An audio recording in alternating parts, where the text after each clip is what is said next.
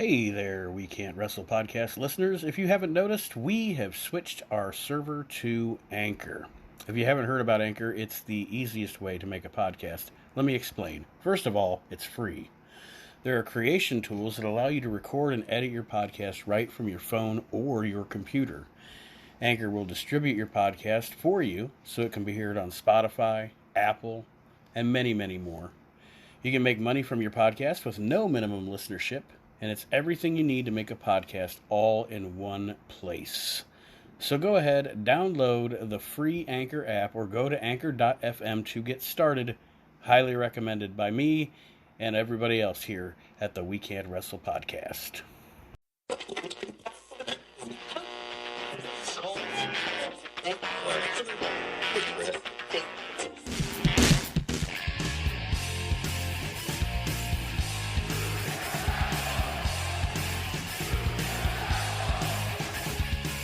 You're listening to the We Can't Wrestle podcast.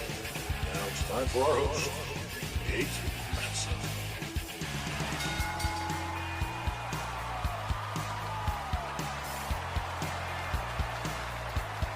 Hello, wrestling fans, and welcome to the latest edition of the We Can't Wrestle podcast. Nate Maxon here with you, as always, with the other two stooges, my brother Aaron and Mr. Archie Mitchell. Hello. What's up? Hello, gentlemen, and this week we are going to give you kind of a preview of a show that we are going to be doing every week on WrestleNet Radio going forward. It's kind of a time machine for professional wrestling. I'm going to, and whoever wants to join me that specific week, go back through the news from this week 25 years ago in professional wrestling, whether it be news results, big major stories going on, house shows. We'll talk about the Raw and Nitro from that week, just different things that were going on in pro wrestling 25 years ago this week. And we're going to do that as this week's edition of the We Can't Wrestle podcast to get that started and give you a preview of what that show is going to be like. And also, big announcement. I made it on our Facebook group this past week. Our first, the We Can't Wrestle podcast, Reliving the Extreme, WrestleNet Radio, our first appearance at a pro wrestling convention, October 2nd, 2021, 2 days before my birthday, in Fort Wayne, Indiana, at the War Memorial Coliseum for the Heroes and Legends of Wrestling convention. Very excited to go. Aaron and I have been to these shows before. They are very well put on, very well organized events. You'll have the opportunity to not only shindig with us, maybe you can wind up on the show. I'm not opposed to that because we'll probably tape hours worth of shit there while we're there. But you can also meet legends of wrestling. It's like your standard wrestling convention. There's collectibles, tables, things like that. I know for a fact Rikishi, Kevin Sullivan, Gangrel, the Headbangers, just a few of the wrestlers that are going to be in the show. Yes, I don't mean to step on your toes here, but I heard that Headbanger Mosh might not be able to make it, but Beaver Cleavage would be there. So, I mean, I don't know if Mock Cleavage is going to be there, but Beaver will be there. Beaver will be there. There's the name of this episode. And I will, I made my announcement too. I don't know if you saw it, Nate. Oh, I loved your announcement. It was the best thing I saw today. But I will be personally autographing 8x10s of Hard Work Bobby Walker. At no cost to Aaron because he found him in the dumpster. And if I do show up, I will be next to Aaron signing autographs on 8x10s of Sergeant Craig Pitbull Pittman. So, mine will be free though. Aaron's charging. So, yeah, $3. $3, right? For my autograph of Hard Work Bobby, of my autograph on an 8x10 of Hard Work Bobby Walker. Right. It's fantastic. Is he alive? Yes. Oh, yeah. Right. He ain't dead. Aaron needs to play another game sometime soon of dead or not dead. I'll start on that as soon as we're done. Now, I have a question. Did Bobby Walker once go by the Black Nature Boy as well? No, he was wanted Steve Andrews. But Bobby Walker did want to be Sting's Black Nemesis Stang. Oh, did No, he? you're Okay. you're Oh, confusing you're confusing your African American WCW jobbers. That was Bobby Hard work. Walker. No, it wasn't. It was Hard Body Harrison. Oh. They weren't the Hard same Body- guy? No, Hard Work Bobby Walker was a nice human being that just Who didn't hung make out it with in Teddy business. Right. Hard Body Harrison was that guy that became like a pimp and got arrested for human trafficking and in prison for the rest of his life. And didn't he murder somebody too, I think? Probably. Well, my apologies to the friends and family of Hard Work Bobby Walker for mischaracterizing him Yeah, as the guy that wanted to be Stang. that was Hard Body Harrison. Now, do we have a minute before we start? Because I haven't. We already started, buddy. No, like I know. But Sid, before we like get Sid into in the '96. Yeah, we're live, pal. So I have a dilemma. Let me tell you. I walked in today from work at 3 p.m. 2 p.m., excuse me. It was an early day. And sitting on my doorstep was a giant box. I'm going to try and position the camera so you guys see that box right there? I do. That box Is that is from Ringside Collectibles. I was gonna say, is Abdullah the Butcher in there? What's in the box? That's what I want to know. It's from Ringside Collectibles, and I didn't order anything. So I call my wife. I'm like, what's this? Did you do something here? Because it's addressed to me. It's like, yeah, that's your Father's Day present. I'm like, oh, great, I'll open it now. She's like, no, you're not allowed to open it until Father's Day. So it just gets to sit there. So I have the dilemma. I actually made it a game in the Asylum Facebook page. Will I wait or will I open it before? Because I don't know if I'm going to be able to wait. It's an awful big box. Yeah, it's an awful big box to wait. When's Father's Day? Is that like next weekend? 20th. No, I have 16 days. Yeah. Wow. Yeah. Yeah, you're All she kept telling me was I'm not allowed to buy anything from Ringside. So I'm thinking, I don't know what it is, but it kind of makes me pissed off because I did have money to burn and I wanted to do a purchase. So you're gonna open it. Mm-hmm. By the 10th, it'll be in shambles.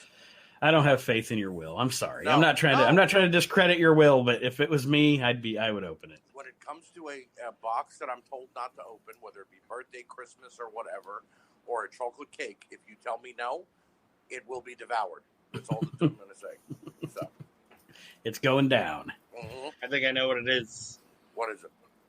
It's a life-size figure of Hard Body Harrison. Bill Dundee. Do they sell that on Ringside? He'd fit in that box. He would fit in that box. Kevin Sullivan would fit in that box too. So before we roll on with the stories from 25 years ago, let's touch just a little bit on the stories from this week. The WWE releases, which are another step in WWE being sold to a major conglomerate. Anybody that tells you different has no idea how business works. This is why Nick Khan works for this company now. And WWE is going to be owned by NBC, Fox, Disney, somebody ESPN, within the next year. I lean toward NBC, but well, I mean, there's rumors because today Brock Lesnar actually went back to the active roster on the website that the layoffs were because they were trying to free up cash to pay Brock. But that's horse shit. yeah, They just got how about $1 billion or something for the network. They've got plenty of money to pay Brock Lesnar.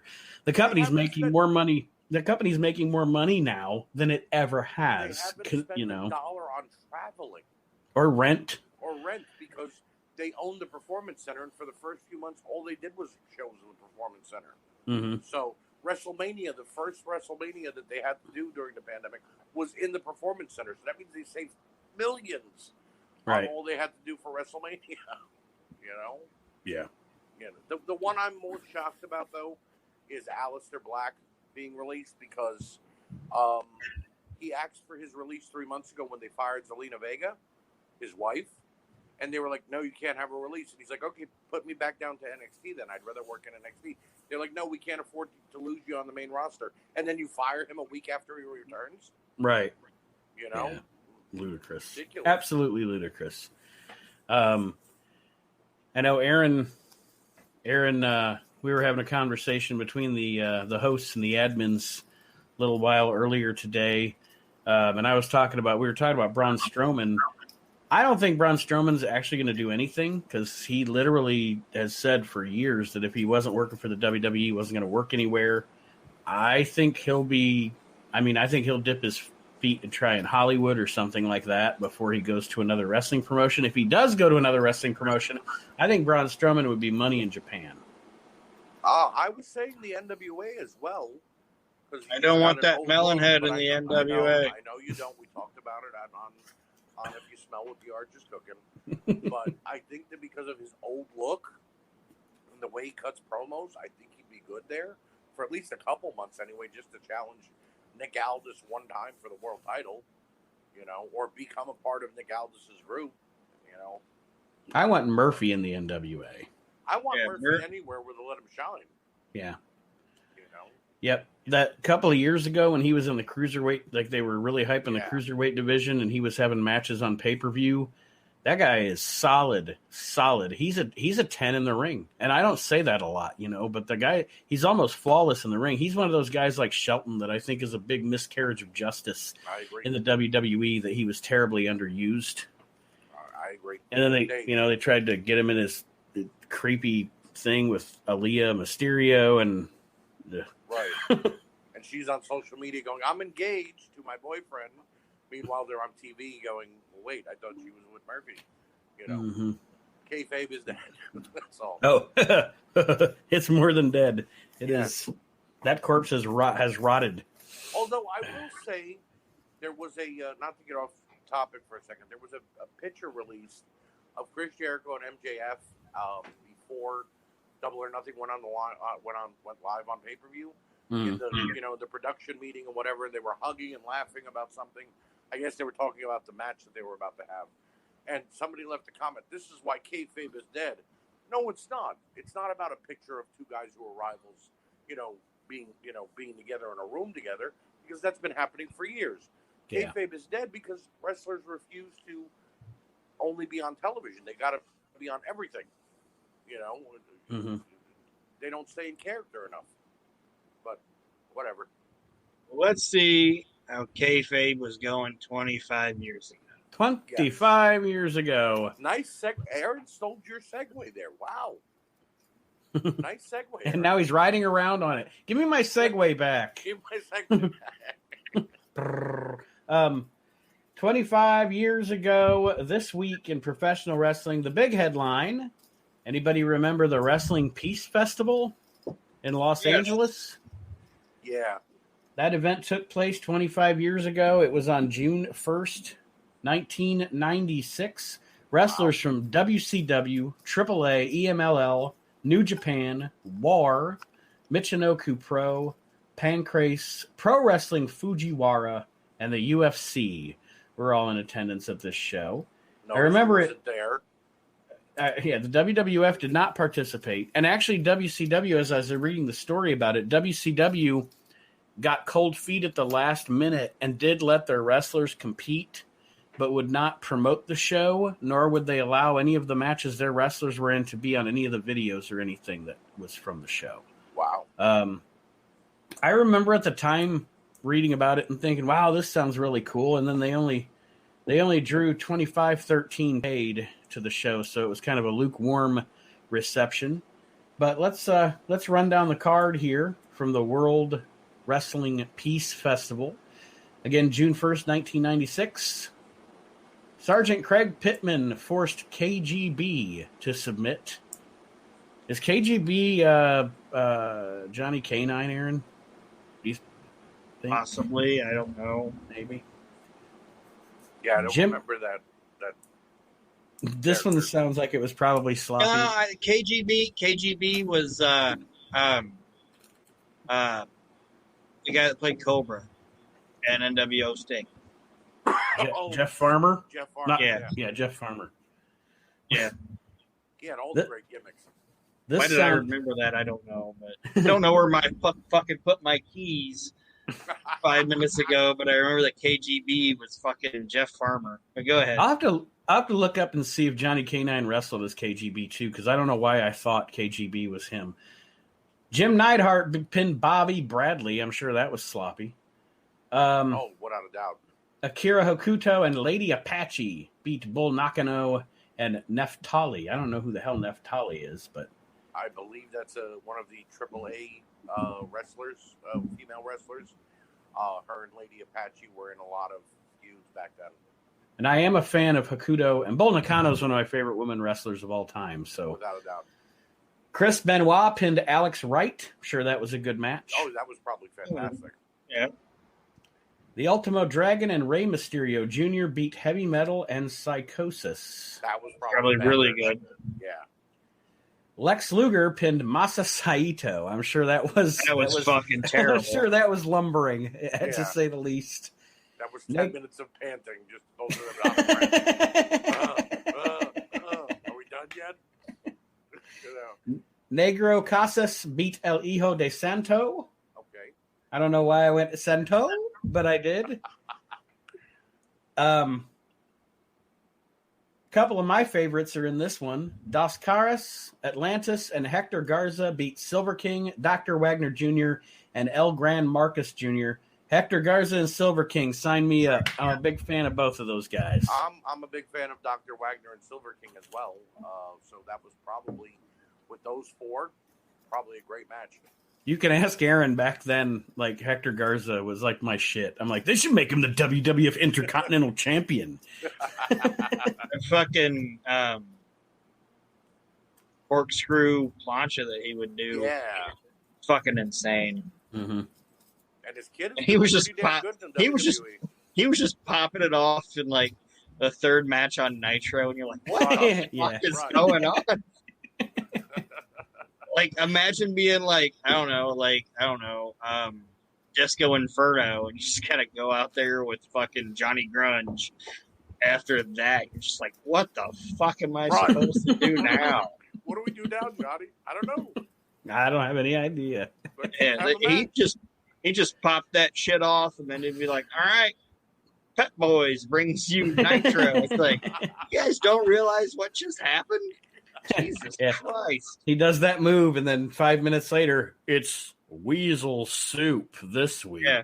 Lee Marshall. Did you see that shit fucking Hector just did? Well, here's Glacier.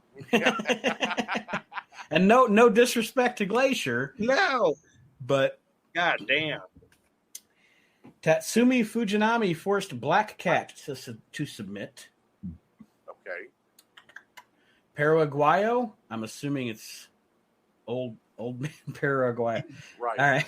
Paraguayo and La Parca beat Peroth and Cybernetico. Paraguayo at this point. Rough. Yeah. That when he came into the WWF with the AAA thing, and he just like his furry boots and his instead of doing the high spot, he'd just run up to the rope and hit it and then go, Yeah. Far past his prime at that point. Conan beat Chris Jericho and Bam Bam Bigelow in a triangle match. Wow. I don't know why that cracked. I don't know why that made me laugh, but it did. Conan and Jericho, good match. Like, one of these things is not like the other. Right. Jushin Liger pinned the Great Sasuke. Damn, that would be fucking awesome. The Giant pinned Sting. Okay, typical Nitro match. Yeah. And then Antonio Inoki and Dan Severn beat Oleg Taktarov and Yoshiaki Fujiwara. But that's why they only gained 2,500 people in the arena. Not the best main event. I mean, if it would have been Inoki versus Severn, then I would have been like, yeah. But them as a Inoki probably just would have laid down and like crab walked or something and not let Severn do anything. Liger and Sasuke, that's worth the price of admission for me. All right, so there we have it. That's the World Peace Festival. Any comments there, gents? I mean, I know we gave comments, but it sounds like it was a pretty decent show. There were a couple of stinkers, it sounds like. Decent card. I mean, some of them, like you said, were, probably opening Nitro matches or, for whatever show they were going to be on. But they had some decent talent, Like 3 good matches. If I was leaving it, I'd be like, that was the World Piece of Shit Festival. Well, I did not know this, but apparently this week, 25 years ago, and which is crazy because he was in the middle of the feud with Shawn, and it obviously didn't happen. But here we go. Last week, the WWF received notice from the British Bulldog that he was exercising his option not to have his contract automatically renew this summer. Since then, he has reached a tentative agreement with management to remain in the WWF and not follow in the footsteps of Kevin Nash and Scott Hall. So apparently Bulldog almost wound up in WCW quicker than he did. That probably would have been better. Which is probably why there's those crazy rumors where people were saying Bulldog was going to be in the NWO. Yeah. Right. Yep. Right. And they probably offered him not to be in the end. Like they probably told him he couldn't be in the NWO and what they were going to do with him, and that's why he probably stuck around. Mm-hmm. Well, that and let's see. This is Brett and Ellen were there and probably talked him back off the ledge. Yeah. I mean, I guess I was about to say maybe they lured him back by promising him a title program, but he was already into the title program with Shawn by this point. Right. And this wasn't that far out before they reconciled the Hart Foundation. You know, when because Brett at this point, Brett's on his little leave of absence after WrestleMania. Right. And so let's see here. Reconcile, so would it make sense that he stuck around? Right. Get some more into some WWF news here. They ran a house show in West Palm Beach, Florida, with a whopping 2,763 in attendance. Let's check this card out. May 30th. Actually bigger than what they've had, up a couple of years ago. They were only getting like 1,700 fans for house shows, so that's actually pretty big. I wonder, all right, back then during this time, and I mean, at this point, it was a far gone conclusion that it wouldn't happen because Ted DiBiase was leaving the WWF. But at this point, I was actually interested in the fact that they had been running, because I was a Duke Droese fan, okay? I like Duke Droese. I think Duke Droese was a good wrestler. He's a good hand, a decent promo. They were running stories in the WWF magazine that he was going to, seen getting money from Ted DiBiase and blah, blah, blah. So I was kind of interested in if they were going to have Duke Droese, call him like Duke Dallas Droese or something, and be with Ted DiBiase. Maybe they were starting to think about that at some point because on this house show, he beat Aldo Montoya, and Aldo Montoya is a babyface, so I don't know. Right. Duke Droese beat Aldo. The Bushwhackers beat the New Rockers. Owen Hart and the British Bulldog beat Jake Roberts and Ahmed Johnson by disqualification. Mark Marrow pinned Hunter Hearst Helmsley. Justin Hawk Bradshaw beat Barry Horowitz. Then Ahmed pinned Vader cleanly with a spine buster. Damn. You got to see two Ahmed Johnson's matches on this show. Savio Vega pinned Steve Austin with a small package. The Undertaker pinned Mankind after a tombstone, and Shawn Michaels beat Goldust with a super kick. There's your house show from May 30th for the WWF. Other than having to see Ahmed twice, it's not bad. See, I differ. I guess I understand now why Raw was kind of behind in the ratings during this time because you look at that undercard and it's not the best. You know what I mean? Duke Droese versus Aldo Montoya and Justin Bradshaw. Even though everybody in the match involved, I have nothing against. The Bushwhackers versus the New Rockers wasn't good. It was trash. Oh, no. It was trash. It was complete comedy. Fucking Al was getting his ass bit. Yeah, I was about to say doing stupid shit. Bit. Right. Marty was doing crazy, a rocker, the hype up rocker moves that he probably used to do, and it was just bad. Glad it was never on television. This must have been the week that Jim Cornette talks about on his show all the time, about the week that Shawn Michaels and Triple H went around and apologized to everybody for the curtain call. Because Michaels approached several wrestlers last weekend apologizing for his actions at MSG, saying he let down the other WWF wrestlers by screwing up his priorities and getting caught up in the moment. No word on whether he acted on his own or was asked to apologize by WWF management. Obviously, Shawn was asked to apologize by WWF management. Definitely. and then after they were done apologizing, he ran to Vince and went, that was all Hunter's fault, right? Right, yeah. Because we all know Hunter was the one who took the brunt of that. I don't know how anybody could say Hunter Hearst Helmsley buried people, throughout his career, because for like 3 years of his career, he was buried himself. The Mr. Perfect feud, and then he's Intercontinental Champion, but then he lost that quickly to Rocky Maivia, and then the Ultimate Warrior bullshit at WrestleMania 12. Yeah. So let's see here. There's only maybe one more news item in the WWF. Gangstas in Paradise. Sam and Matthew Anoa'i spent more than a month stalking Fatu, but won't go any further in WWF storylines. They were let go by the WWF, and they showed up at the ECW arena on June 1st. And then I remember at the time being interested in that. Oh, I was too. I was too, because it was like, it's Samu. I thought it was Samu coming back, which it was. Mm-hmm. And now there's a new Samoan, so that adds to it too. And I was like, where's this going? And then 1 week on ECW, I hear Joey Styles yell, "It's the Samoan Gangster Party," and I'm like, where the fuck did they come from? Were they just on Raw? Samu, notoriously, I should say, he had a substance abuse problem at this time, and the crazy thing is, like, when you read that, the other Samoan is Rosie, so you don't realize. I know he's gone now. Obviously, he's passed away, but you didn't realize how long Rosie had been in professional wrestling before he finally got into like 3 Minute Warning. You know what I mean? Mm-hmm. Right. Like, that dude was a fucking vet by the time he got there. Right. Yeah, because 3 Minute Warning.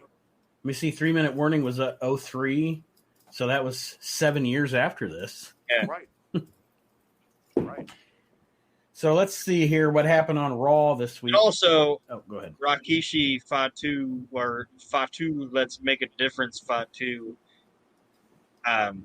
third worst theme song ever. Oh, yeah. Terrible. Oh, yeah. I don't even know what they were saying at the beginning of it. Hey! Yeah, let's do it. Let's make a difference, girl. You fucking all right. Look, with all respect to Rikishi, he got over with the Rikishi gimmick, but after he left the Head Shrinkers, I mean, I don't know what was worse, the Make a Difference Fatu or the Sultan, but I think it Make has a to be Difference Fatu. I have no idea what they said at the beginning of that. It's like, I'm sure it had well wishes and wanted to make a difference, but I don't know what you're telling me to do. Yeah, fuck off. Yeah. Do you think the idea was that Samu and Rosie were coming in as they were drug dealers? Right. They were the guys that Fatu was trying to protect the kids against and the people of his community. Do you think maybe there was an opportunity for Fatu to turn heel? And, you know what I mean? Or would he have stayed a good guy if they would have went through with that storyline? I don't know, but I guess we'll never know. Right? Yeah. Like I said, I remember being intrigued by it back then. The Raw on June 3rd, 1996 was taped May 27th in Fayetteville, North Carolina. They opened the show with footage of Goldust giving Ahmed mouth-to-mouth last week. God, that was so bad. Steve Austin defeated Bob Holly. Let's see here. Footage aired from last week when Jerry Lawler got between Ultimate Warrior and the ring. Thus, Warrior was counted out.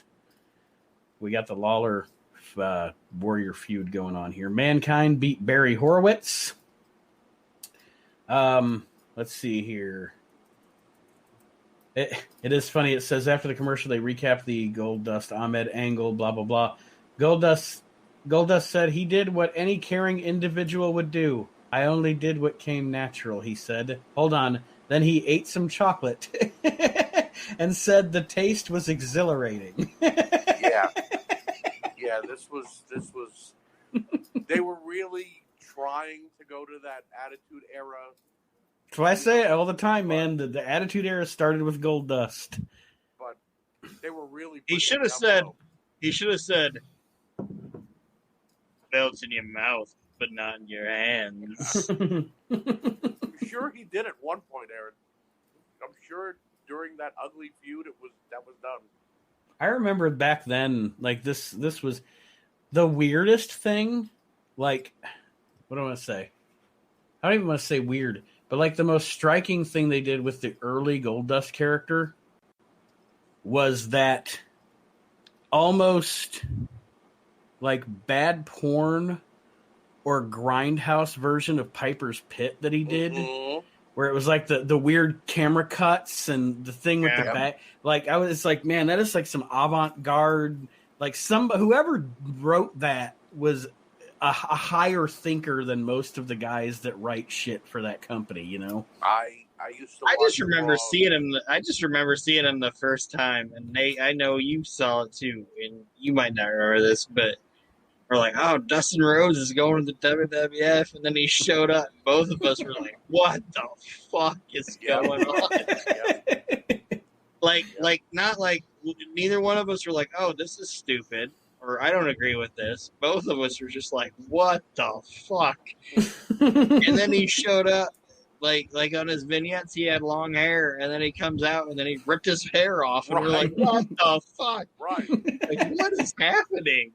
The top hat, like when he first came in, he had the gold top hat. I always found it hysterical that it wasn't just black lipstick, but it was a black nose underneath, and his ears were painted black too. Like he wanted to accentuate the parts of his face that shouldn't have been accentuated, and made it funnier looking. You know, I used to watch Raw with my granddad at Raw and Nitro, and we'd usually watch Raw and then, watch Nitro taped, unless Goldust was on. And then my granddad would like shout a curse word and kill the channel and put on Nitro. He'd be, what the fuck is this? And he'd go click, and I'd be like, okay, I guess we ain't watching Raw anymore. You know. The Godwins beat Techno Team 2000. My favorite tag team ever. On a list of 100. Yeah. Chad Fortune and Eric Watts. Yep. Or what did they call them? Trent and Trevor, or Trevor and Trevor. Yep. Yeah. Now, WWE saw how badly WCW used Eric Watts, and then they brought him in and were like, "We're going to make you a spaceman from the future." And we're going to brought him in because Bill was coming. They were trying to get Bill at this time. Yeah, but not only that, we're going to team you up with the guy who's going to be the demon later on in WCW. And Eric was like, okay. All right. It was bad. Vince McMahon interviewed Clarence Mason. McMahon shifted away from the alienation of affection lawsuit, saying that it was thrown out, but talked to Mason about a new lawsuit against Gorilla Monsoon for roughhousing him 2 weeks earlier on Raw. Yeah, I liked Clarence Mason. He was the epitome of a slimy lawyer. It was great. And Jake Roberts beat Hunter Hearst Helmsley to advance in the King of the Ring tournament. Now, here you go. Vince McMahon during the match said, no longer associated with the WWF in any manner are Big Daddy Cool Diesel and the bad guy Razor Ramon. It has been reported both of these individuals intend to pawn themselves off as the stars they once were here in the WWF, and furthermore perpetuate some ruse they still represent the WWF while actually under contract to a rival organization. Yep. And Vince, Kevin Nash was like, I don't give a fuck. What? Boom, boom, boom, boom, boom, boom. Count my money, brother. This is me. I ain't playing the character. I don't give a fuck what you say. Which is the truth. Okay, Scott Hall used a phony accent to be Razor Ramon. So all he had to do was drop the accent, but it was still Scott Hall. But Kevin Nash was Kevin Nash or Diesel. He didn't have to change anything. You know what I mean? It's all he was wearing a wig and pretending to be a 7-foot-tall guy. It was the same thing.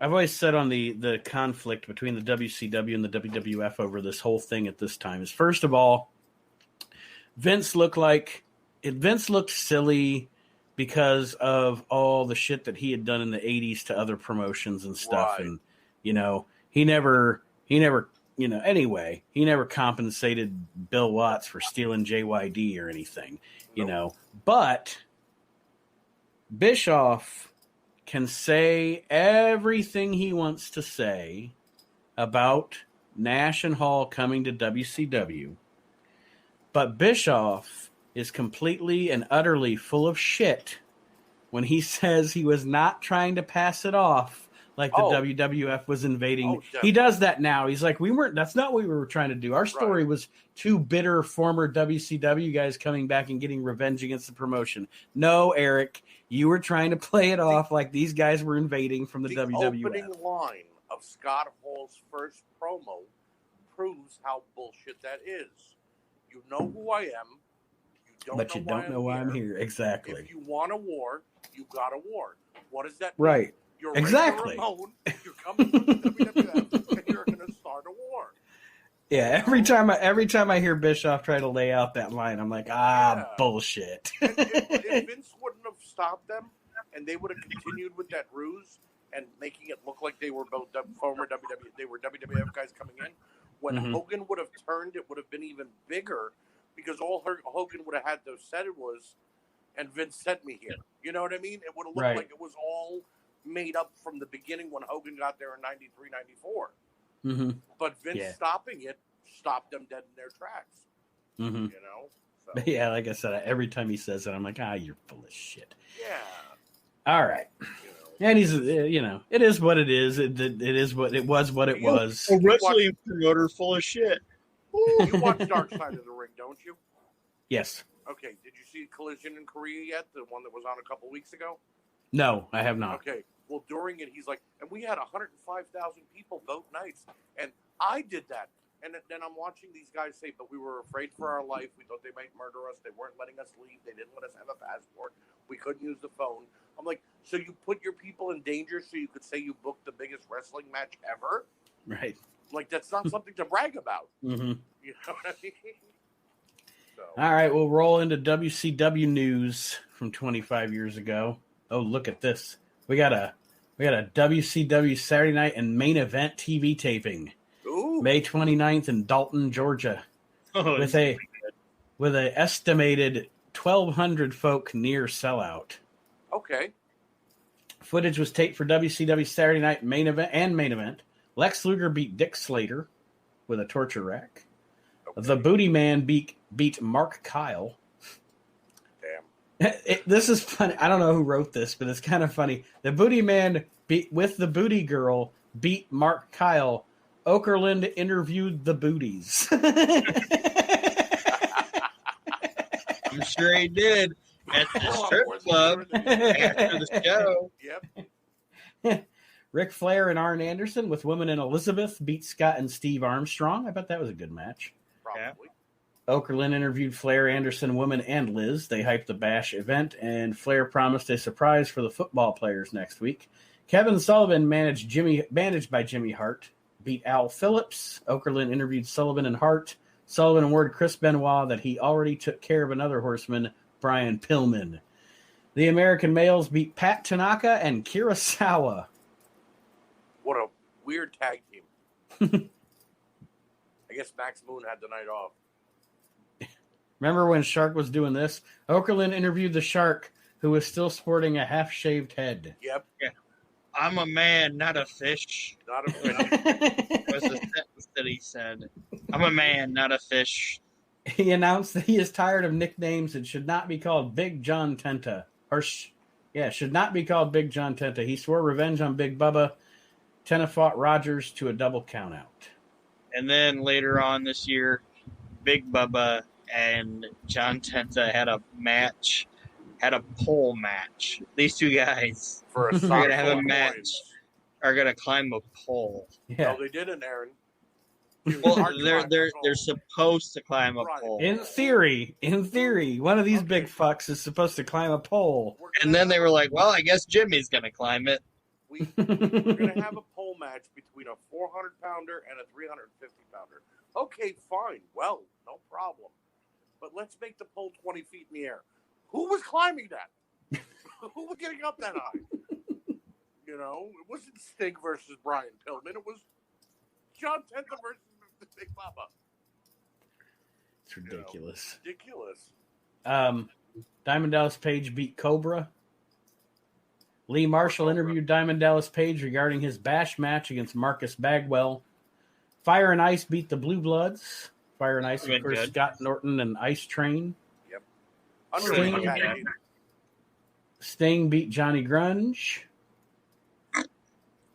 In main event matches. Wait a minute. Wait. Johnny Grunge actually got a match with Sting. Yeah. In his career. Mm-hmm. He sure did. I thought he just fought the Nasty Boys every week in the crowd. It went la da da da. Right. And then tried to break a table and it wouldn't break for them. La da da da da. We likes to party. La da da da. We likes to party. Gotta get up and get down. That was the lyric. Listen to Reliving the Extreme, everyone. In matches taped for the main event, Craig Pittman, obviously, beat Barbarian. Kevin Sullivan beat Rick Fargo. In tryout matches, Prince Iakea beat the Gambler. Gambler, by the way, one of my favorite jabronis of all time. I like the Gambler. Mine too.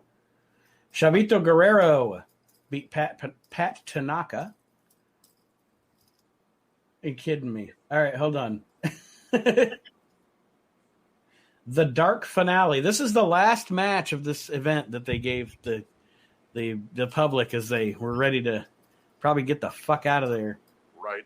The American Males beat High Voltage.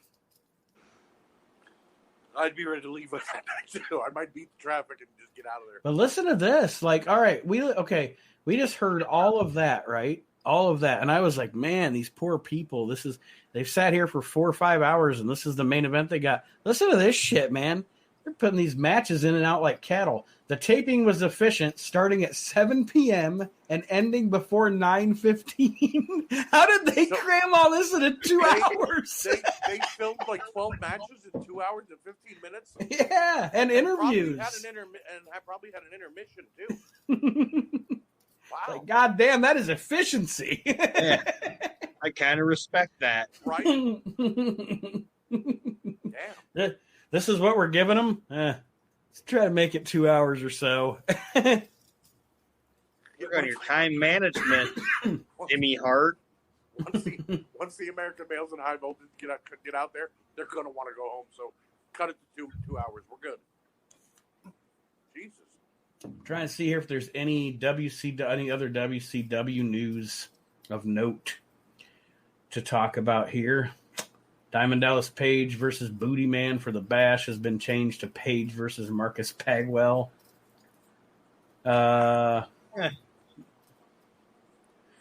here's the thing. Since Page is in the midst of a considerable push and Booty Man has enough political clout to avoid doing certain jobs, it's possible the match was changed so Page could get a clean win. Could you imagine me and Paige? You're like, at the beginning of the week, hey, Paige, you're going to wrestle Booty Man. God damn it. Right. And then they're like, oh, wait a minute, Paige. Hey, you don't have to wrestle Booty Man. Oh, thank God. Who am I working? Oh, Marcus Bagwell. Well, God damn it. Right. Right. That, I remember when that feud between him and Booty Man started. And it only started because Mark Merrill left to go to the WWE, Johnny B. Bad. And all I remember thinking was, so they replaced Little Richard with Brutus Beefcake in the worst gimmick ever. Mm-hmm. And it never got better. It No. got where they added Kimberly as the Booty Babe, and it just never got better. Burp. Yeah, exactly. That's what it all. And if adding Kimberly Bacon doesn't make it better, it's really bad. I could look at her all day. I don't give a fuck. She didn't do anything, though. She just sat there and went, yay! All she needs to do. Hey, when she was Kimber Me with Eric Bischoff, she was great. Sting, Giant, and Flair will work New Japan dates July 16th and 17th. It has been discussed that Flair and Savage will put their differences aside to fight Team WWF, as Archie and I were just discussing. And last but not least, a little seed planted here, WCW may pursue a full-time deal with ECW regular Chris Jericho. So there's that. Yep. And we'll talk about Nitro here real quick, and then we'll take a break. All right, the results from Nitro. Live from Asheville, North Carolina on this week. John Tenta fought Big Bubba. These guys just working together. Yeah. They were stuck together. John Tenta fought Big Bubba to a no contest when Tenta chased Bubba with a pair of scissors. You know, sometimes when you read wrestling results, you realize how ridiculous wrestling is. Oh, yeah. Yeah. Two fat guys running around with scissors. Yeah. Get back here. I'm going to cut your hair. Get back here. The Faces of Fear beat High Voltage. Gene Okerlund interviewed Sting and Lex Luger. Luger was trying to justify his actions last week to Sting. Rick and Scott Steiner then interrupted. And the Sting and Luger thing. Man, yeah. I'm glad the NWO happened just so this Sting and Luger shit would end. They started this at the beginning of Nitro. Every week, Hogan and Savage don't trust Luger. What's up with Luger, man? Right. What's up with Luger, brother? And then fucking every week. Well, And then in 99, they flipped it. Luger was like, you can't trust Hogan. And Hogan was like, Luger's full of shit. Right. You know what I mean? They flipped it. It was just, And poor Sting, he was just like, he's my friend. I got like I said, I've said it for years. Sting's biggest downfall was picking friends, man. Yep. Every fucking teammate he ever picked fucking turned on him. Oh, yeah. Oh, yeah. Craig Pittman beat Disco Inferno. That Lord was probably Steven the best Regal. match on the card. Lord Steven Regal pinned Hacksaw Jim Duggan. Ugh. Let's see. Yeah, at this point, you know, I like Jim Duggan. Don't get me wrong, but at this point, I and like you know Regal, what? God, whatever. God bless him. Duggan collected that fucking paycheck. You know Good what, for though? him. That the stupidity of every match, him trying to tape his hand, and for some reason that being outlawed. You know what I mean? Like if the ref caught him, he got disqualified, but the ref wouldn't catch. This is what he would tape his hand, punch his opponent, pin him, and then the ref would raise the hand with the tape. Shouldn't that have been an automatic disqualification then? Absolutely. You know what I mean? But if he caught him taping his hand, disqualified, it's over. He didn't even hit him yet. What do you mean? You know, that was just bad booking in WCW. Kevin Sullivan beat Prince Iakea. Okerlund interviewed Sullivan and Jimmy Hart. Hart told Sullivan they have the Giant, so why do they need to align themselves with the Four Horsemen? Sullivan said there are two stars in WCW. The first one, the legal department could deal with. The other is with Hulk Hogan. I have a quick question. Wait a second. Mm-hmm. When Sullivan went up against Prince Iakea, was that the first time he went somebody that he could actually look eye to eye with? Because if I remember correctly, Prince Iakea was like 5 foot tall too. It might have been. Sullivan, but you want to spend the night together? Ric Flair and Arn Anderson defeated the Rock and Roll Express. I don't know why. Well, yeah, and I was going to say, I know this was a good match because this is one of the matches and one of the times, like, there is so many years of the Monday Night Wars that there are certain matches or moments or whatever that stick in your head that maybe shouldn't because technically they were throwaway moments. This match sticks out in my head, not only because it was a good match, but because they set off the fireworks for hour number 2 while the match was going on. Right. And Arn Anderson jumped back and Flair turned over to look around and it was just weird. Giant pinned Ice Train in 28 seconds. Yep. So apparently that was just a come at you choke slam. Let's see. Hugh Morris was scheduled to face Norton in the next match after a commercial. Scott Norton was still on his back because he had gotten choke slammed by the Giant. Sorry. Right. Also, and then Hugh Morris pinned Norton. Rick and Scott Steiner fought Sting and Lex Luger, go figure, to a no contest. And let's see. That's about it for Nitro. Well, and then at the end of this was the angle with Scott Hall and Sting. Yep. On the on the announce booth talking about Scott Hall talking about his big buddy coming in next week. So Sting we're about to bitch see slaps him. Kevin Nash. Yeah. Sting bitch slaps him.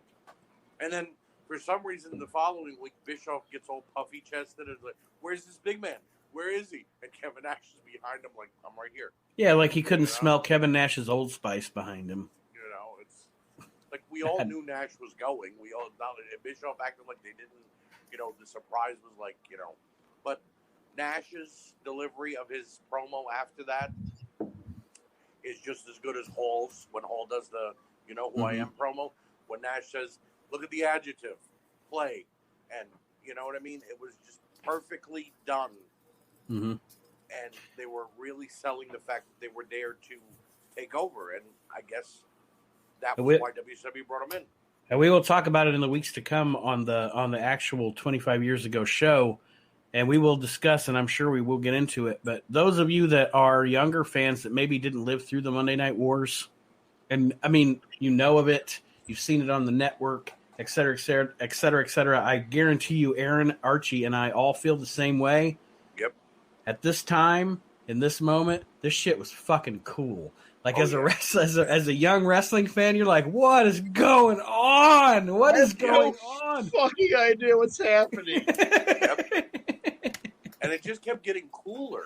Yes. You know, even yes. People could say, this is the groundswell for the Attitude Era and the NWO era and stuff. This was like, oh man, what a cool time to be a wrestling fan. This was like 4 weeks before the Austin 316 promo. Yeah, not even. Yeah, this ring, is yeah. And that was the barn burner of what it was supposed to be when he delivered that line. And then after that, it's the Hogan heel turn, and we're off to the fucking races, baby. Right. It's like, what the fuck is happening? My world is upside down. All I know is that nothing that I knew is a thing now. Right. I don't know. 2 times as a younger man, a teenager, in my life when I found it hard to find things, like with finding toys now in Walmart. Austin delivers the 316 promo. 3 weeks later, that shirt comes out, and I can't find it anywhere. And then the NWO comes out, and they got the NWO black and white shirt, and I can't find that anywhere. As a grown man, I have them now, but as a 14-year-old, I couldn't find them. No matter high water. Well, we will take a break now, guys. When we come back, I'm sure the next half won't be as long because all we have to cover really still now is some ECW stuff and the independent. I love reading independent results. So do I. Some of the names and stuff. I'm sure we're going to have some goofy names to read, but we will return on this edition of the We Can't Wrestle podcast, looking back 25 years ago in pro wrestling right after this. Hey, this is the national treasure and the real world's champion, Nick Aldis. And just when you thought that every possible wrestling podcast name in the world was taken, Nate comes in with a clinch with the We Can't Wrestle podcast. Based on Nate's unbelievable level of praise for me, I would go ahead and say that Nate sounds like a knowledgeable, smart, trustworthy human being, and his expertise should be lauded and appreciated by all of the listeners of the We Can't Wrestle podcast. All right, everyone. Welcome back to the We Can't Wrestle podcast, episode number 136. Nate, Aaron, and Archie here with you, and we were talking about what was going on in pro wrestling back 25 years ago, bringing back those memories. And this show is a preview of a show that is going to be weekly on WrestleNet Radio. So while you're listening to this, go to your Google Play Store and download the WrestleNet Radio app for your Android device, or go to the WrestleNet Radio Facebook page and use the link provided to open this up in your Safari browser on your Apple phone. This show, I think, will wind up probably occupying the Friday night primetime spot on the We Can't Wrestle. Or the WrestleNet Radio. Fuck you, Apple. Fuck you, Apple. But not fuck you, because you're letting our podcast be on. Many bad thoughts for you, Apple. Right. Hope your next yeah, blows up. We're talking about the news from 25 years ago. Let's talk about some ECW here, which also You can hear us talk about ECW from whenever ago on the Reliving the Extreme podcast with ECW's Chad Austin. But let's hear some news from ECW, and then they had apparently a bigger card this week back in 96. The ECW notebook here, June 8th in Reading, Pennsylvania. That's apparently coming up from here. Features Raven versus Sandman for the ECW title, Shane Douglas versus Pitbull number 2, the Eliminators versus the Gangsters for the tag titles, Sabu versus Devon Storm, Tommy Dreamer versus Brian Lee in a Fall Count Anywhere match, and the Pitbulls versus the Bruise Brothers in a no DQ match. Damn, that sounds like a great card all the way around. Yeah. Overall, that with a smile. Let's see here. Divine Brown, made famous by providing services for Hugh Yeah, Grant. she sucked Hugh Grant's penis. Now we're going back into like the tabloids from the 90s. Star Magazine, The Inquirer. She appeared on the June 1st ECW card. ECW contacted. She was Stevie Richards' girlfriend, wasn't she? I think For so. like I think a day, you're right. Yeah, for like a day. ECW contacted her agent and ran her pimp and ran down their idea. For Contacted her pimp, New Jack called his buddy. Hard and said, Body "Hey, Harrison. ECW contacted Hard Body Harrison. Yeah, I mean, agent. This would wind up being sooner than is reported here. Fall is the slated goal for ECW running their first pay-per-view, or actually later, I guess, because we're in June. Plans are still for it to take place on a Friday and air 48 hours later on pay-per-view. ECW is interested in getting a title sponsor who would help absorb expenses. Paulie would like that. And make it more likely to be a profitable show. We know that the show Barely Legal would not be until April of 97. Right. And Vince was that sponsor. Yes, he was. Sandman had orthoscopic surgery on his knee last Friday. If he isn't able to wrestle at this coming weekend's shows, Chris Jericho may replace him in the ECW title match. Too Cold Scorpio was hospitalized after the May 31st event with a staph infection in one of his legs. He had his knee drained a few days earlier, and thus may have been more susceptible to an infection. Let's see what else is going on. The announced lineup thus for the June 22nd Hardcore Heaven 96 at ECW Arena has Sabu versus Rob Van Dam, Taz versus Paul Varelans. Yes, Varelans? UFC fighter, Varlans. Yes. He's the one that they wanted Taz to choke out, okay, and he wouldn't do it. Yep. And Missy said, if you do it, I'll give you a blowjob after the match. And then he let Taz choke him out. And then when he got to the back, Missy said, I don't blow job guys, so why would I do that to you? Yep. Good job, Missy Hyatt. That's a fucking pro wrestler move right there. Oh, yeah. She said, if you go out there, like Paul Voorhees or whatever would not lose. He said, I won't do it. And Missy said, I'll suck you off if you do it. And she said, I don't blow job. I don't blow job guys. Fucking fantastic. Also, that was Paul and Missy. Oh, yeah. Fucking working together, man. Also advertised for Hardcore Heaven 96, Tommy Dreamer and Brian Lee in a weapons match, and Shane Douglas versus Pitbull number 2 for the ECW TV title. Yep. Sabu beat Hack Myers June 2nd and June 1st at Big Japan cards. I always like Hack. Yep. We have got to... Archie, did you ever hear Chad Austin's story? It was actually on We Can't Wrestle episode 100 about Hack Myers and him, like Hack Myers working him a match in Hack Myers' front yard. Yep. Like he said Hack Myers was fighting him, but he was working the whole fight. Like he wasn't like the punches he were landing were working punches, and that's just a great story. Go back and listen to episode 100, folks, because it's fantastic. That's all the ECW news. Let's get to... So, All the ECW news is a bunch of staph infections and blowjobs. Sounds like ECW. Pretty much. Pretty much. Sounds like ECW. All right. We have a couple of ECW shows here. One on May 31st and one on June 1st that has some controversy with Brian Pillman and New Jack that apparently led to a backstage altercation. I didn't know about this. Okay. But let's see here. May 31st in Plymouth Meeting, Pennsylvania at the Lulu Temple, ECW presented a live show. There was a battle royal. The order of elimination during the opening match battle royal determined who would face who on the rest of the card. That's an interesting concept. Okay. Too Cold Scorpio won the battle royal, thus earning an ECW title match. Eliminator Cronus was the runner-up, thus receiving a TV title shot. TV title match, Shane Douglas beat Eliminator Kronos.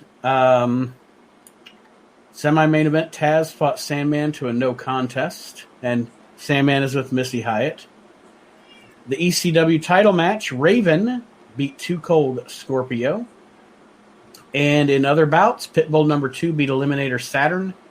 Saturn bled heavily during the match. Devon Dudley beat Bubba Ray Dudley with Sign Guy, Chubby, and DW in about 20 seconds. This was that time where before they started being a tag team, where Devon was like the babyface Dudley. Yeah. Well, New Jack. Devon was the heel Dudley. He was smacking Bubba around because Bubba was stuttering. And he was making Dudley tougher. Yeah, and Dances with Wolves Dudley, that's DW. Mm-hmm. He was doing like a Tatanka gimmick. The fucking Dudleys were great. Yeah. Yep. Yeah. especially like, okay. And I'm not discounting them as a tag team in the WWF or whatever, but early Dudleys, amazing. Oh yeah. Great television. New Jack beat Brian Lee. That was pretty terrible. I'm surprised they let Brian Lee lose back in that match. Don Harris didn't lose a lot. Don Harris beat Ron Harris. I assume that has something to do with the order of the Battle Royal deal. Right. Mikey Whipwreck beat Stevie Richards with Blue Meanie. Bad Crew 1 beat Bad Crew 2. Damn. Devon Storm and Damien beat up the Crew after. I assume that's Damien Kane, yes. Yes. All right. So let's go to this one. So, all right. Let me get the news thing back up here, because essentially what happened, backstage confrontation. At the June 1st ECW Arena event, Brian Pillman used the N-word in referring to the Gangstas, either in the context of comparing the Gangstas to rap group NWA or just in general. No matter what the context, New Jack responded behind the scenes. When Pillman returned from the interview segment via a wheelchair, New Jack approached him. Immediately, wrestlers and management stepped between them and pulled New Jack away to the other side of the locker room. New Jack began screaming at Pillman and for several minutes expressed anger at Pillman's racial slur. Later, New Jack was given interview time in the ring to vent his anger, where he ripped on Pillman and criticized ECW management for letting Pillman say what he did. Damn. So now we'll go into that card. Can I say what I feel about that? Yes. Neither one of the guys, obviously, are still around to say it, but that was a fucking word. Probably. With the guys involved, I agree. And they were. Yeah. And Pillman was the king of working the boys. Yeah. It was a work. Had to be. So the event that we're talking about is June 1st, 96, Philadelphia Arena, Philadelphia, Pennsylvania ECW Arena. Live attendance 1,150 turnaway crowd. Damn. Too Cold Scorpio didn't wrestle because he was hospitalized. They offered refunds and everybody accepted the offer and left. That's the sarcastic comment from the reporter here, but they obviously didn't. Devon Storm with Damian Kane and Lady Alexandria beat El Puerto Rico. I can never say that name because I just want to say Puerto Rico. El Puerto Ricano. Rob Van Dam pinned Mikey Whipwreck. for, Mikey. Joey Styles interviewed Pillman, and there's where we have our Brian Pillman interview. The FBI, JT Smith and Little Guido, defeated Devon Dudley and Bubba Ray Dudley with Sign Guy Dudley, Chubby Dudley, and DW Dudley. they travel in a pack here. All right. Joey Styles interviewed Stevie Richards and Raven. Richards said he found the most disgusting, ugly girl he could find, and then he brought out a woman called Divine Brown. Raven said he hasn't been with enough people. She hasn't been with enough people and refused to accept her and left the ring. This is when, this was before I think Beulah came in, right? Mm-hmm. Because he was trying to find Raven a girl to be with, and right. Yeah. Okay. Yeah, okay. I love the dynamic of Stevie Richards and Raven. Yes. I always thought that dynamic of Stevie always trying to make Raven like him, essentially, you know. Mm-hmm. Right. Just always trying to make Raven like him. And then in return, Stevie is, and this is the deep storytelling that I love of Paul Heyman as a booker. Because Paul Heyman doesn't just say this is a wrestling gimmick. Paul Heyman says this is everything with Paul is an exploration of human psychology. Right. Okay. In that Stevie Richards is trying to constantly win the approval of Raven, but because he has low self-esteem, he goes out and gets the Blue Meanie, who is constantly trying to get the approval of Stevie Richards. You know, he wants his own toady, so he's got his own toady. Right. And, you know, it's just, I mean, there's layers to, although you can say it's comedic or whatever you can call it, there's so many layers to Paulie's storytelling that are so much fun. Mm-hmm. Do you agree with me, Aaron? Or did you hear what I was saying? What was that? Oh, just like the Stevie Raven. The fact that Stevie is always trying to get Raven's approval, but... And like I told Archie, the beauty of Paulie's storytelling is it's not just storytelling, it's psychology. Because of Stevie's low self-esteem, he goes out and gets his own toady that constantly wants his approval as the Blue Meanie. Yeah. You know, like... And it's like... Projecting. And it's how you're saying, like, and Raven is smacking Stevie around, not because he hates Stevie, but because he hates himself. Right. Mm-hmm. You know, it's like, oh, well, this guy's more pathetic than I am. Right. Like, Raven ultimately thinks he's a pathetic human being. And it's later on, and I don't want to, this might be out of left field or whatever, when Raven started feuding with Terry Funk, he was feuding with Funk, and he said, I hate Terry Funk. I'll flip it around. He said, Terry Funk reminds me of my father. Right. Mm-hmm. Terry Funk reminds me of my dad.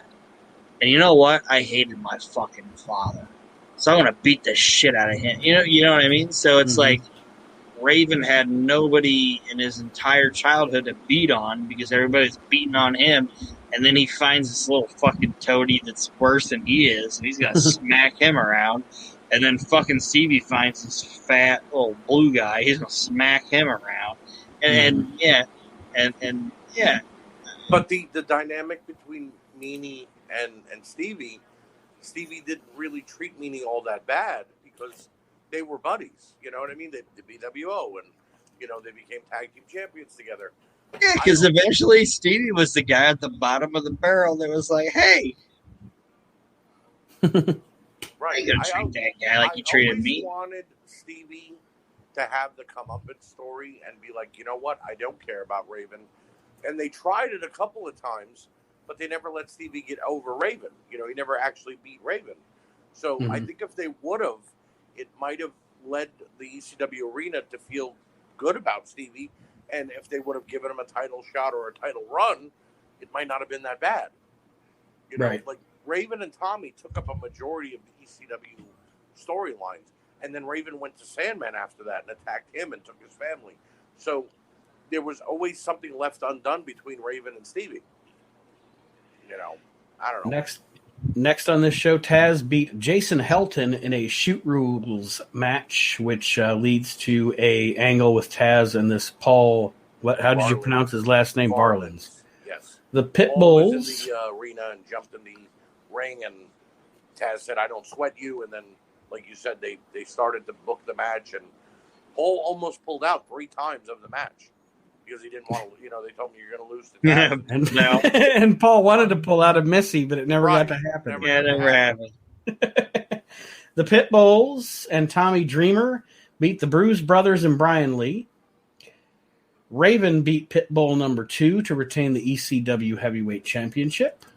The Sandman with Missy Hyatt. And that dude was built like a shit brick house, man. What's that? Pitbull 2?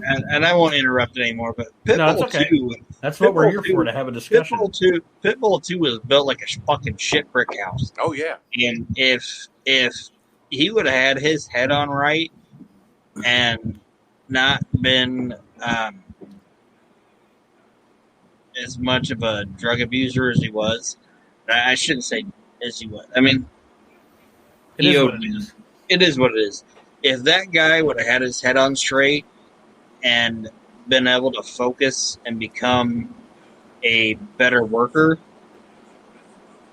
he could have done something. Well, they gave him the TV title for a little bit. Well, I'm not even saying ECW. Like if he would have had his head on straight and been able to work and stay focused, he could have done something with Vince or Bischoff. I think they both could have as a team. And as a matter of fact, and I guess we'll cover this in November, this is a 25 years ago show.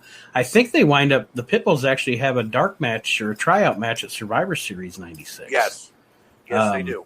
And I always thought those guys would have fit in perfectly in the WWF. Yeah, but Anthony Durante could have been something.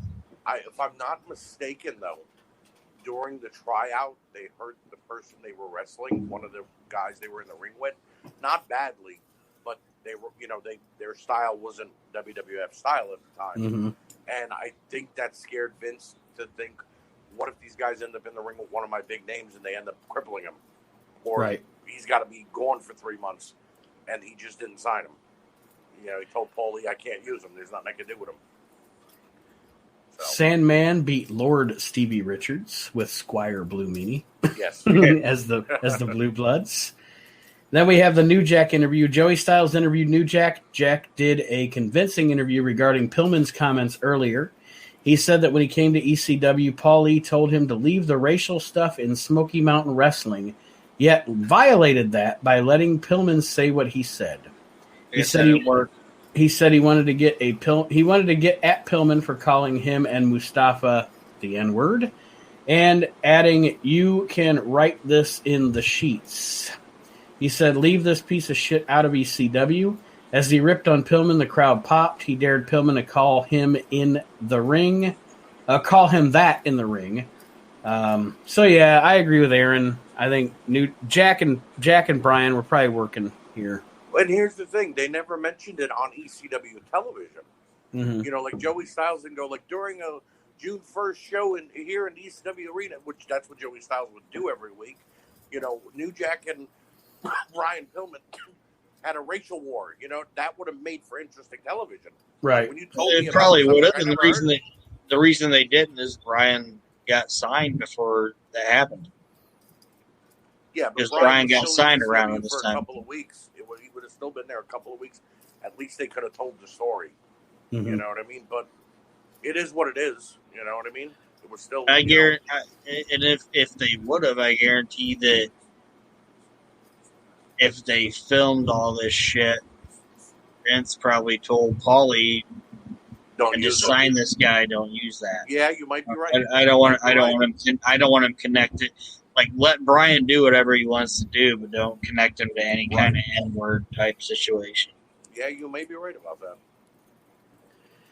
The next thing I'm going to read the description because it's not just a match. It's Shane Douglas, and it leads through a progression here.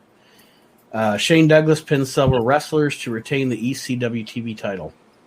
Douglas spit on the belt and said over the house mic he was going to have to give all you smart, hardcore fans a great wrestling match. He called for El Puerto Ricano to come out and take him on for the belt. He scored the pinfall on Ricano with a belly-to-belly in about 30 seconds. Douglas then asked someone else to come out, and Donnie Allen came out and got pinned also. The fans chanted, "We want Taz." Instead, Devin Storm came out and said that all the ECW wrestlers in Douglas are pieces of shit. Douglas belly-to-bellied him. Mikey then came out, Mikey Whipwreck, and Douglas locked on a sharpshooter-style hold for submission in about 30 seconds. He wouldn't let go of the hold. Pitbull number 2 came out with Francine. Douglas called him a pussy and said Francine was an ugly bitch. Francine slapped him. Douglas belly-to-belly suplexed her. And then we get Pitbull number 2 defeating Shane Douglas for the TV title. And this is ECW, ladies and gentlemen. That's a segment right there, But the crowd guys. popped for it, though. It was the Douglas had just crippled Gary Wolf a couple of weeks, a month before. Mm-hmm. So it was what the crowd wanted, was that feel-good moment for Pitbull number 2. And there was even a moment when Pitbull number 1, Gary Wolf, came back to ECW wearing the halo, and Douglas grabs it and shakes him. And all I remember is Joey Styles going in the lowest voice possible, "Oh my God, he's going to kill him," because he had the halo in his head. And it was like, Jesus Christ, this is real. That was the first. That was the first thing. Okay, and this is to put in perspective. Archie, you're on the East Coast. Mm-hmm. Aaron and I are in Ohio, and you probably saw ECW before we did. Probably. I mean, there's no doubt in my mind you did. To my understanding, I think we were a month behind on what they taped. Well, no. I'm saying in general. Yeah, I'm saying in general, because I had seen ECW in the magazines. Right. But I did not actually really get to see an ECW show until one of our cable systems here got the Sunshine Network. Right. And literally the first ECW I remember watching was in '96, and it was that Shane Douglas Gary Wolf angle. Yep. With the neck brace deal. Yep. And like I said, I remember seeing it in the magazines and results and pictures and all that. And I don't know about you, Aaron, but that's the first ECW I remember seeing, like on TV. Yeah. And it made an impact for sure. It did. The first ECW show I ever watched, Too Cold Scorpio beat Jason for the TV title. And then the following week, and I remember, like I told you guys this when I first started watching, when I first saw it on television. Like, hey, I know some of these guys. That guy used to be in WCW. This guy used to be here. That guy used to be there. And that guy keeps saying, "How do you like my suit?" Right. Jason was like the biggest scumbag in all of ECW, and that's saying a lot. We give Jason some love on this week's edition of Reliving the Extreme, just so everybody knows. Then the following week, Jason brings in Dean Malenko to get back the TV title, and I'd never seen Dean Malenko before in my life. Mm-hmm. And I went, "Wow, this guy is awesome." You just didn't realize it. Well, the Malenko brothers were in a tag tournament in WCW in like '92. Exactly. But yeah, I know what you're saying. Years later, I remember saying, "Wow, I didn't know this guy was in WCW." And you know who else was in that tournament? Rocco Rock. Rock. Yep, he was. Years later, I found this out. The following week, I saw Chris Benoit for the first time, even though I had seen him in WCW earlier in like '93, '94. And all I remember saying is, "Wow, these guys have great talent on this roster." And then I started seeing the extreme stuff, because the episodes I watched were not as extreme. Right. You know, they showed the throwing of the chairs in Terry Funk and Mick Foley's match with the Public Enemy and, things of that nature. But then the extreme stuff started to come out more. And I was almost like a zombie watching this going, this is awesome. This is not WWF. This is not WCW. This is so much better. You know what I mean? Yeah. And then 1 month, that channel went away that I was watching it on. It wasn't MSG and it wasn't the Sunshine Network. That channel just went away from our cable. And all I kept thinking was, why? What the hell's going on here? I want to watch ECW. Like you said, I read about it in the magazines. Right. Like, I have to see this. And then MSG picked it up, and I was like, thank you, Jesus. Thank You you, know what I Jesus. mean? Yeah. And then they signed with TNN, and I was like, yes, they have a cable channel now. They're going to be big, they're going to become bigger than anything. And then in 2001, they went away, and I was like, shit. and There's nothing left. Paul Heyman wrote a new card at WrestleMania 17. Right, exactly. The Eliminators in the main event of this card defeated the Gangstas to capture the ECW Tag Team Championship. Yep. So here we go. Let's go into to wrap this up, and I'm really I'm actually pretty excited about this because I think this has gone well, and I think this is going to be a cool show every week. I agree. Now that we've done it, getting to dig into the thing. Where was that? Here it is.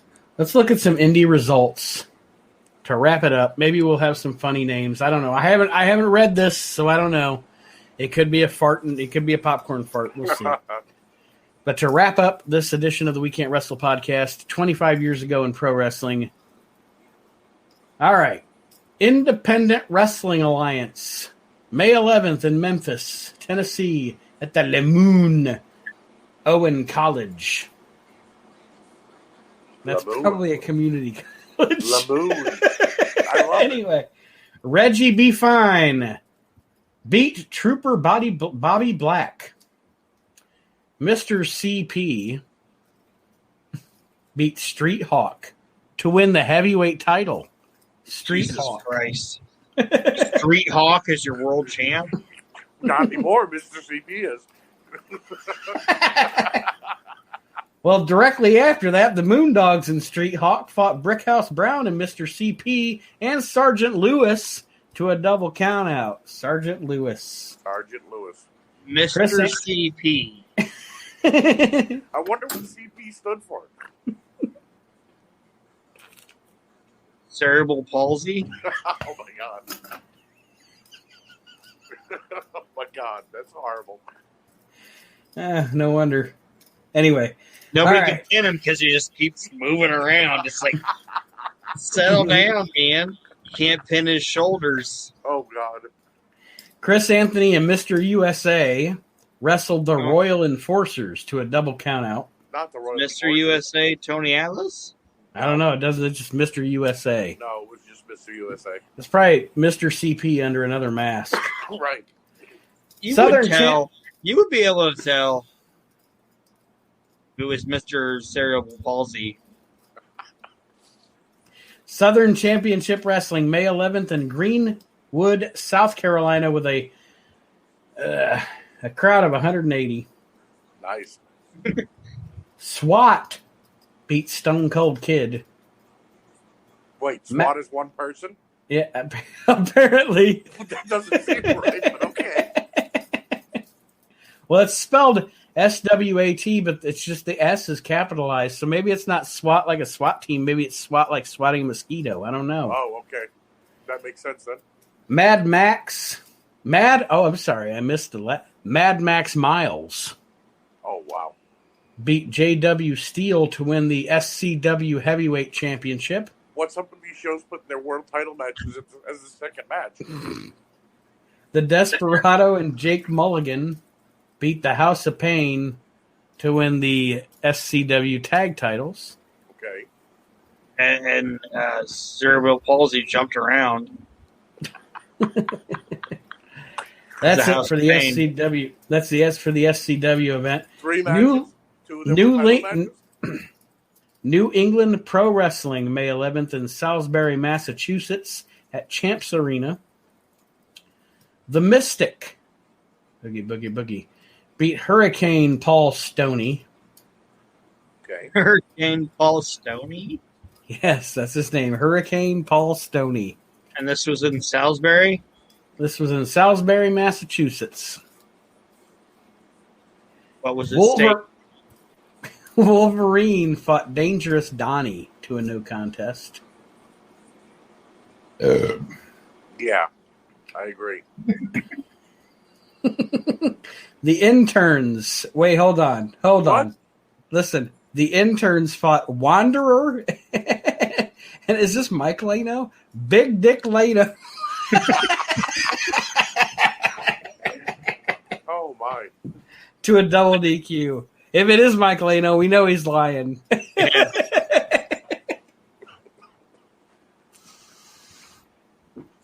And last but certainly not least, Big City Mike. That's one of the most indie names I've ever heard in my life. Big City Mike. Big City Mike is Hillbilly Jim's more sophisticated cousin. Right. He moved away from Mudlick and left the family. Yeah. And got an education. Got an education. Now he knows how to read. He's all highfalutin and thinks he's better than everybody in the family. Like he knows how to read and like drive an automobile, and he wears a shirt under his overalls.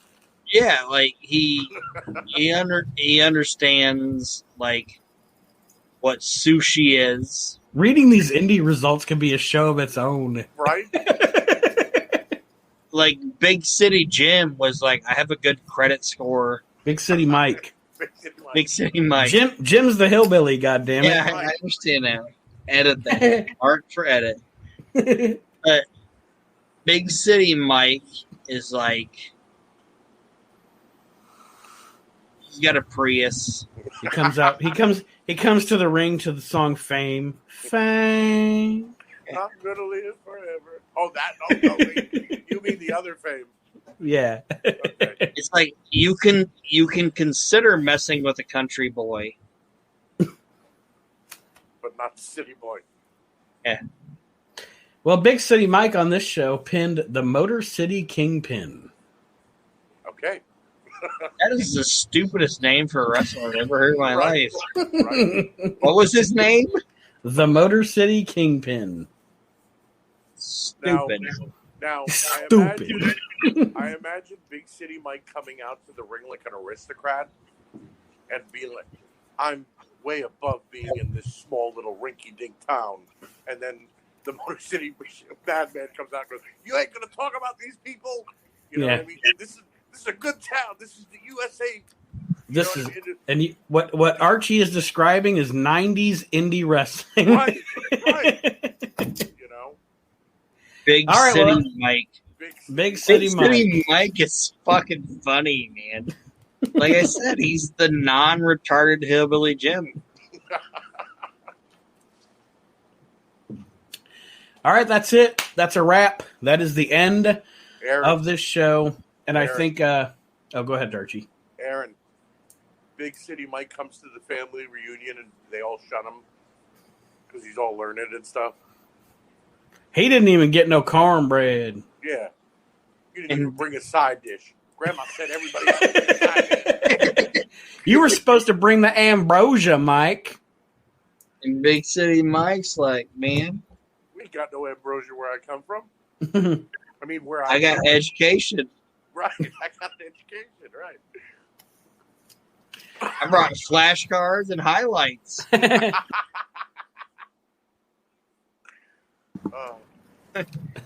Solve a crossword. Big City Mike is a great gimmick. It really Solve is. a crossword, you fucking hillbillies. Yeah. Hillbilly Jim goes to Grandma. He's putting us down again.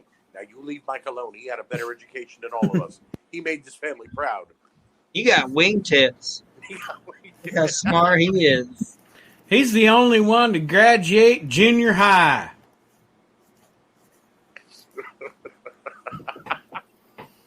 All right. Oh, Let's wrap it up. I like Big City Mike. I do too. For more of this, ladies and gentlemen, in the weeks to come, you're going to have to listen to WrestleNet Radio. This show will be on WrestleNet Radio weekly. We're going back 25 years ago in pro wrestling. It was fun, guys. I think this is going to be a really cool experiment. And fans, we Sorry, guarantee you, Big City Mike is funny. we guarantee you that at least one more time during the duration of this show, when we read another indie, result, Big City Mike will make a return. Yes, he Because will. I guarantee you that Eastern, what did you say, it was Eastern Oh, this one was like New England, New England Pro or something. I've heard of that company before. I remember you seeing it in the back of PWI magazine for like the champions and things like that. Who was on top of what indie promotion? So I guarantee you, we're going to hear about Big City Mike again. The legend continues. Legend continues. Big City Mike. Well, that being said, guys, do you have any closing words for our listeners this week? Like I said, folks, this will now be, after this week, it'll be a show on WrestleNet Radio. So if you want to tune in, then I don't want join to us talk there. Big City Mike. I think we should just leave it on a high note. All right. Sounds good. Aaron? I'm not going to, say that it's going to be, the same exact show as this is, but I'm contemplating doing the year that was show that I was telling you about, where we'll look at, 1997 or 1986 and kind of read about it, but this is maybe better than it. This was fun. I enjoyed this show. I enjoyed it too. And I kind of like this because I can be lazy as fuck and don't have to prepare. Yeah, you don't have no prep. Because I hate preparing. Next week, because Aaron now knows what the following week is going to be, Aaron's going to come in with a book that's that thick of notes. Be like, this happened. Big City Mike won another match. And he's throwing in them hillbillies' face. Right. Are you guys saying I over-prepare? I think Archie just said I over-prepare for things. No, that's not what I said. That's not what I said. Nothing's wrong with over-preparing. There isn't. I didn't say there was. Thank you guys for joining me. Thank our listeners for joining us on episode 136 of the We Can't Wrestle podcast. As time gets, as the event draws closer and time gets going on towards the Heroes and Legends of Wrestling pay-per-view, the Heroes and Legends of Wrestling show, we will have more news, more announcements as far as that goes. But until then, we'll see you next time, everybody. Have a great week, and thank you for joining us on the We Can't Wrestle podcast. Good night, everybody.